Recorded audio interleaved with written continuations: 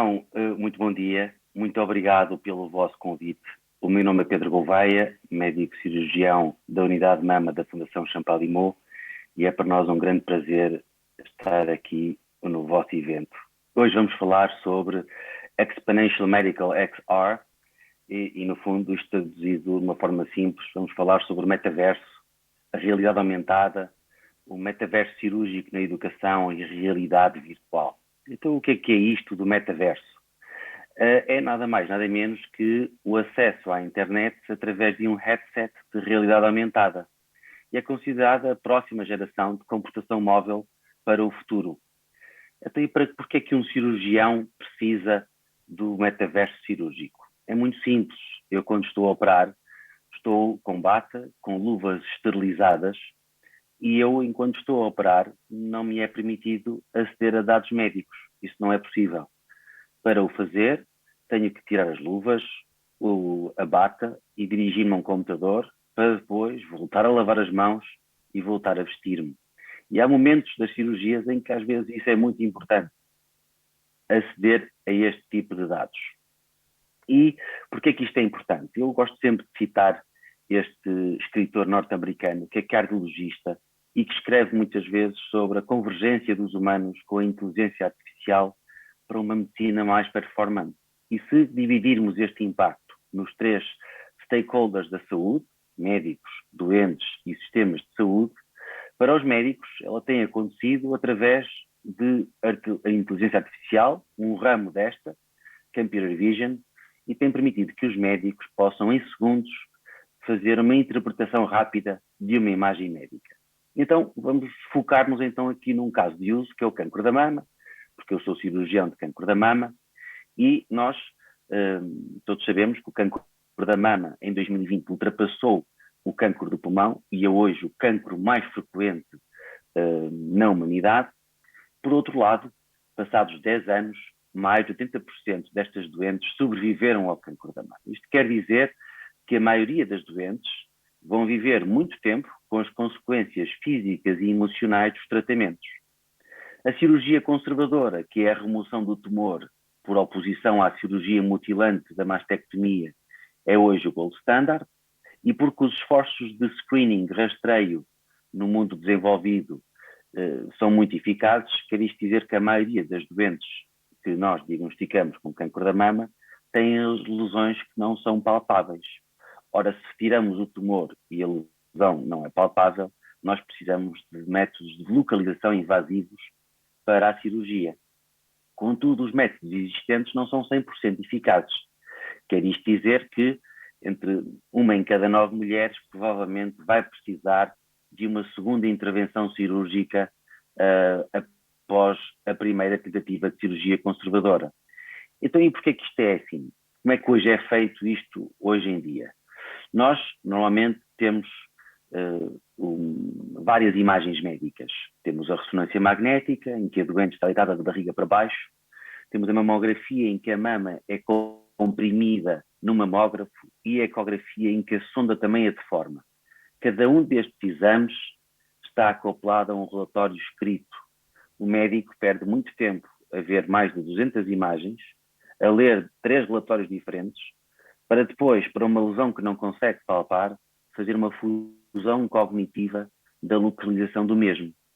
E depois, quando vai à cirurgia, o método mais frequentemente utilizado em todo o mundo para guiar o cirurgião durante a cirurgia conservadora da mama, ou seja, durante a remoção apenas do tumor e não da mama toda, o método mais usado é este que estão aqui a ver, o arcaico, um fio metálico, um arpão metálico, que é espetado literalmente na mama da mulher para guiar o cirurgião. E como podem calcular, isto não é muito accurate. Hoje, no mundo de tecnologia, este é o método disponível. Temos alguns outros métodos, como a tatuagem de carbono e ou sementes magnéticas, mas nenhum destes métodos é eficaz. Então colocamos uma questão: se existiria uma nova forma de o fazer. Então começamos a postular como é que poderíamos construir um modelo digital da mama, partindo do Surface Scan 3D da doente e a fusão deste Surface Scan com a ressonância magnética. Aqui estão a ver uma mulher em pé, em que fizemos o registro de superfície destas doentes, que é esta reconstrução que vocês estão a ver aqui, desta mulher aqui em baixo, e depois fizemos a fusão da ressonância magnética, anotando e segmentando cada fatia da ressonância. Só para uma ressonância magnética pode ter 200, 300 imagens. Então tivemos que trabalhar esta ressonância para podermos conseguir fazer a fusão com o Surface Scan. Ora, como eu disse, o Surface Scan foi adquirido em pé e a ressonância é adquirida com a doente de barriga para baixo. Então, depois de processar esta imagem, tivemos que, utilizando a inteligência artificial, fazer a transformação de pose da doente de barriga para baixo para a doente em pé. É essa transformação que vocês podem ver na malha em branco à esquerda e após a transformação na malha em azul à direita. Podem ver a forma da mama completamente diferente, daquela em que é registada na ressonância e após ser processada com inteligência artificial. E então publicamos um primeiro paper utilizando algoritmos de fusão multimodal para obter modelos digitais da mama. E o que nós obtemos, e lembra-se daquele autor, o Eric Topol, que falava na convergência da inteligência artificial com os humanos para uma medicina mais performance, a certa altura eu disse que isto está a ser utilizado para que os médicos possam, no futuro, ter um acesso rápido à interpretação da imagem médica. E então aqui conseguimos muito mais do que isso. Conseguimos que médicos e não médicos, cada um de vocês na plateia, pode olhar para esta imagem tática e visualizar e perceber a localização do tumor, o tamanho e a forma do mesmo. E este é um grande passo, ou seja, conseguimos de facto ter um conjunto de imagens e fazer numa única só representação digital o torso da doente com a transposição de dados radiológicos no mesmo. Foi aqui que começou também uma viagem exploratória sobre como transformar estes modelos digitais num modelo de ponto de nuvem, Point Cloud Model, fazê-lo correr nas HoloLens, através de um script, e depois esse objeto virtual visualizado no campo de visão do utilizador do headset, sincronizá-lo manualmente com o corpo da doente, podendo observar em cima e em baixo o respectivo tumor e a sua localização no corpo da mesma. Em cima, na mama esquerda da doente e à direita, na mama direita, e em baixo, na mama direita. E foi assim que postulamos que poderíamos ter aqui um método novo, digital e invasivo, intraoperatório, de localização de cancro da mama, que pudesse potencialmente substituir os métodos tradicionais, standard, invasivos, e diminuir as doentes que têm que realizar segundas cirurgias. E, portanto, aqui uma forma de dotar o cirurgião de uma visão sobre-humana, ou seja, com a realidade aumentada, permitir que o cirurgião possa ver aquilo que a sua capacidade de visão limitada hoje não permite ver. Ou seja, o cirurgião poderá ver através da pele a localização do tumor ou até de outras estruturas, desde que elas tenham sido preparadas previamente. E foi assim que iniciamos uma prova de conceito, em que fizemos o Surface Scan não com a doente em pé, mas com a doente na posição operatória, com os braços a 90 graus, e fizemos a fusão com a ressonância magnética, removendo toda a informação da ressonância, exceto a segmentação volumétrica do tumor. Houve uma equipa que tinha feito isto em 2017 em Stanford, mas apenas fez projeção holográfica, não fez fusão com o Surface Scan. Nós não podemos garantir que a forma da doente na ressonância com os braços ao longo do corpo é exatamente a mesma quando está no bloco operatório com os braços abertos. O tórax altera-se, por isso é que a experiência deles falhou. Esta é a imagem que nós obtemos da cirurgia, em que o cirurgião consegue ver o tumor projetado no modelo fantasma da doente e consegue saber que é ali que está o tumor e é ali que vai ter que o remover, em vez de estar a usar métodos de localização invasivos. Aqui este sou eu, contamos com o apoio da Next Reality para fazer este use case, que nos emprestou o hardware e fez correr o script dentro do mesmo headset.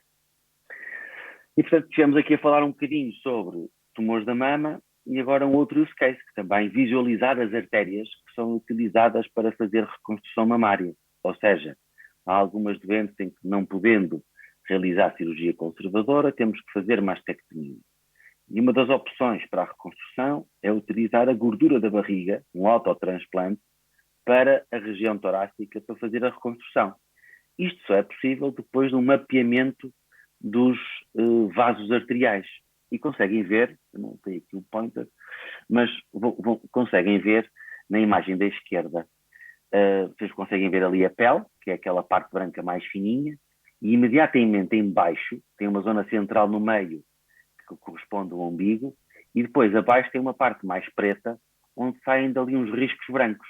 Estes riscos brancos no meio da gordura da parede abdominal são artérias que o cirurgião tem que identificar durante a cirurgia e não os cortar, senão perdemos a reconstrução mamária imediata.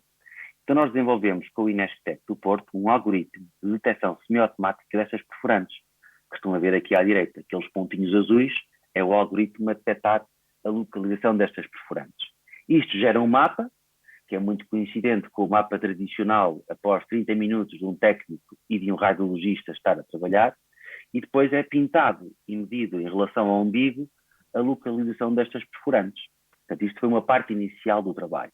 A parte seguinte foi transformar este mapeamento semiautomático no modelo digital da parede abdominal, resultante da fusão do Surface Scan com um TAC, que é este vídeo que nós estamos agora a ver. Ou seja, a certa altura ali abaixo do umbigo, vocês vão conseguir ver que existe ali uns espaguetis. Os espaguetis são as artérias. E é isto que nós temos que identificar durante a cirurgia para prosseguir com a mesma. E, de facto, em vez de lermos um relatório e estarmos a apontar na barriga da doente onde é que estão supostamente as artérias, novamente temos uma rápida interpretação da imagem médica, que em segundos conseguimos ter uma imagem tática da localização destas artérias. Este é um trabalho que está também a ser feito na nossa instituição em colaboração com a Universidade Técnica de uma aluna de mestrado, a Rafaela Fernandes, que desenvolveu aqui uma forma de visualizar as artérias dentro do corpo, que são aqueles espaguetis que estão ali na parede abdominal, com suporte de texto também em realidade aumentada. Isto porque nós não queremos ser tão disruptivos, ou seja, os médicos estão habituados a ler relatórios. E quando introduzimos nova tecnologia, essa tecnologia tem que estar ao dispor do utilizador e não nos pressupostos daquilo que ele possa vir a precisar.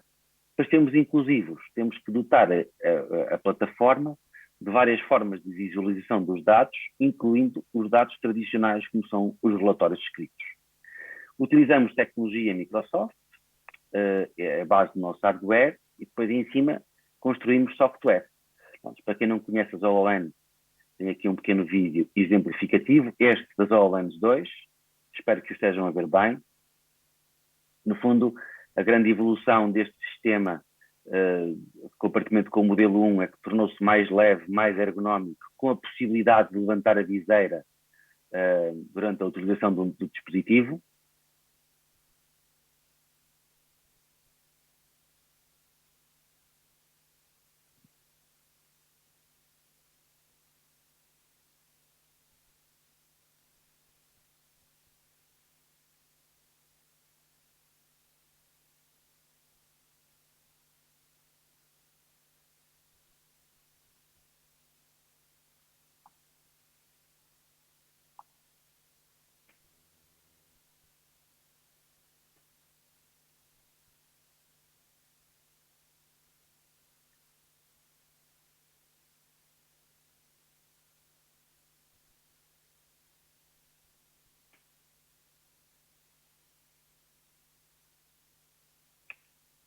Ora, nós também não estamos apenas a usar as HoloLens, mas estamos a usar um complemento que nos próximos 3 anos vai ter uma criação de software, não só na indústria médica, mas também em qualquer outro tipo de indústria, que é ajudar a fazer um mapeamento espacial de uma sala, neste caso o bloco operatório, que é essencial para que este sistema no futuro, em vez de ser com sincronização manual do objeto virtual, passará a ser um sistema completamente automático, em que o utilizador não tem que fazer nada, apenas tem que colocar o headset na cabeça e um sistema de computer vision avançado fará tudo por ele, ou seja, reconhecimento da doente na sala e ancoragem digital no doente, no corpo do doente, dos dados radiológicos do mesmo.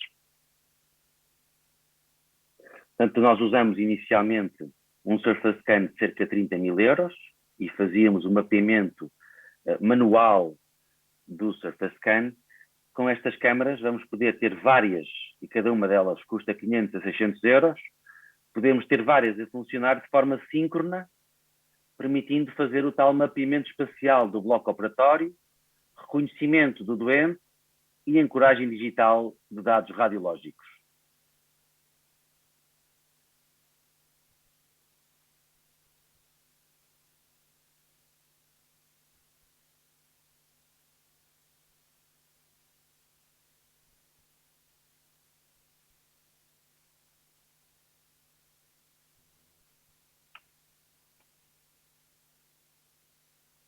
Então, esta traduz um bocadinho a nossa viagem, desde o tempo em que, em 2015, começamos a trabalhar em volume da mama, o modelo digital da mama e a prova de conceito da cirurgia com realidade aumentada, para agora nos focarmos no bloco operatório do futuro, porque, naturalmente, blocos operatórios com realidade aumentada não existem.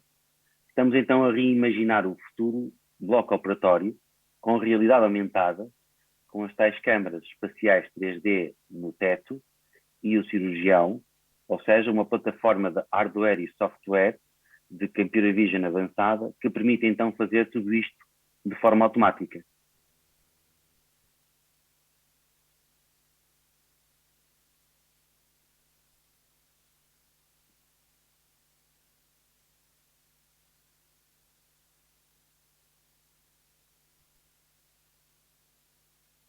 As câmaras no topo, a trabalhar de forma sincronizada, a realizar mapeamento, reconhecimento de objeto, neste caso com a doente, a comunicar através da nuvem com o headset, tudo com boost de inteligência artificial, em computação gráfica, para permitir que o cirurgião possa ver, através da pele, o tumor da doente.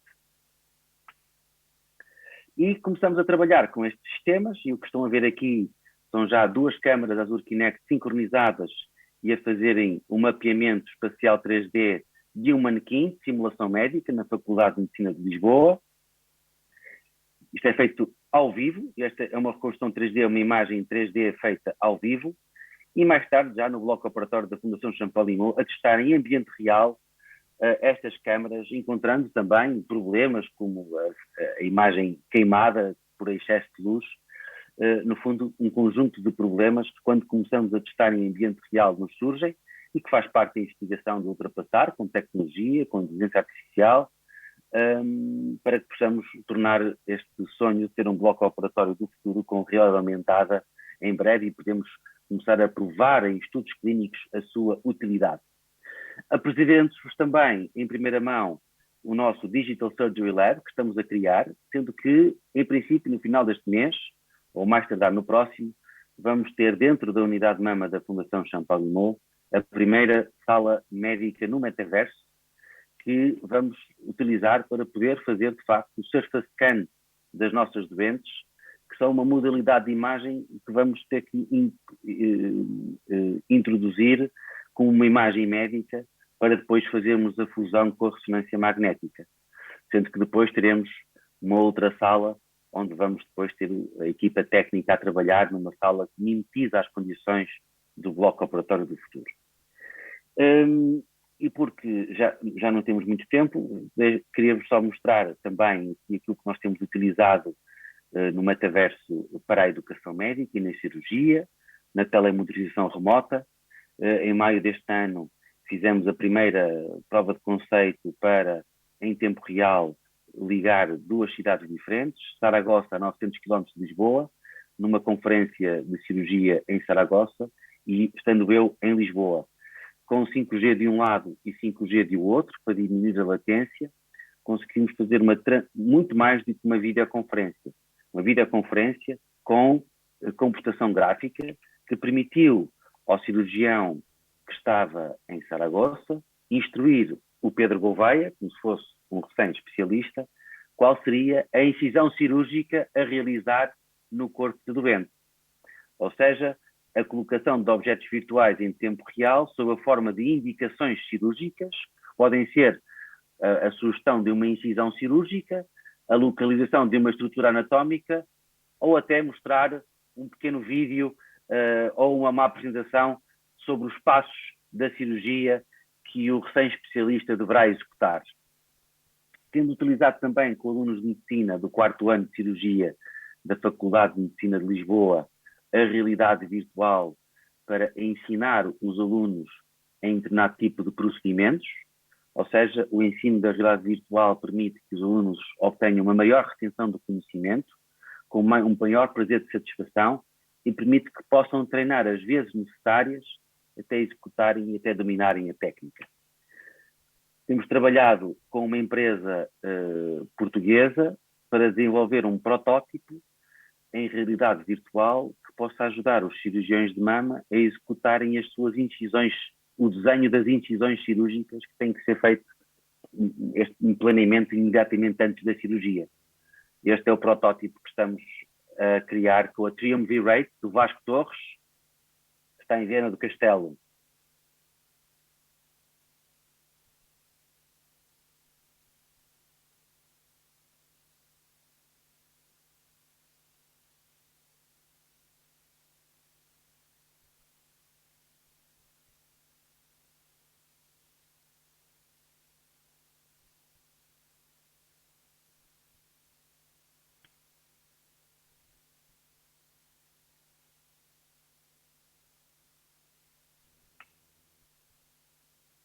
E porque vivemos numa sociedade moderna, a tecnologia e a investigação e a medicina juntaram-se recentemente na Fundação Champalimau num projeto pioneiro de residência artística, em que convidamos a Chloe Bogart, artista plástico, e o Tupac Martyr, artista multimédio, a trabalhar no meio dos nossos grupos de investigação para dar um boost de criatividade nas metodologias de investigação.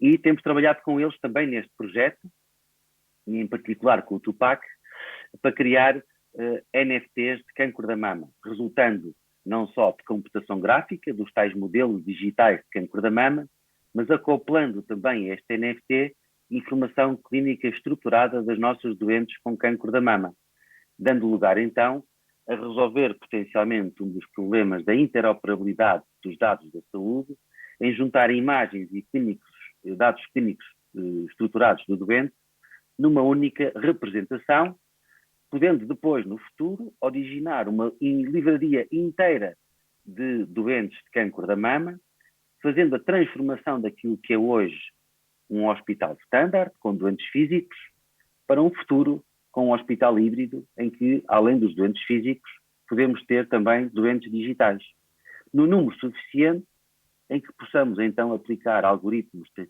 estatística avançada para conseguirmos estudar melhor o que acontece às populações fora dos ensaios clínicos e descobrirmos também novas formas de tratar os doentes baseado em conhecimento real da vida dos mesmos. Porque hoje em dia os dados que nós temos dos doentes correspondem a menos de 1% da vida dos mesmos, que é quando estes doentes vão aos hospitais. Finalmente termino com um slide, com a nossa Presidente da Comissão Europeia, para de facto dar um mote para a transição para um mundo saudável e inclusivo, com artistas, com tecnologia, com saúde, para um futuro mais risonho.